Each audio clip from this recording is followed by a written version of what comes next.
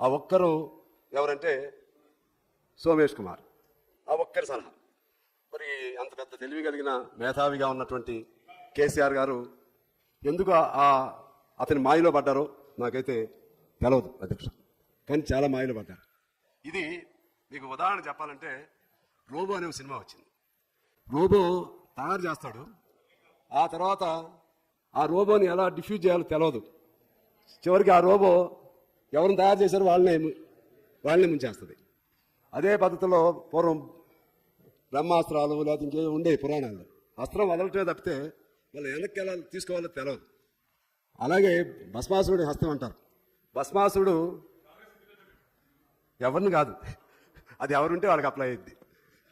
ఏదో మంచి చేయాలని అనుకుని ఉంటారు, కానీ అది బూమ్రాంగ్ అయింది. చివరికి ఇవాళ మన ఎన్నికల్లో ఆనాడు బీఆర్ఎస్ ఓడిపోవడానికి ప్రధానమైనటువంటి కారణం ధరణి అని చెప్పి నేను మీకు తెలియజేస్తాను.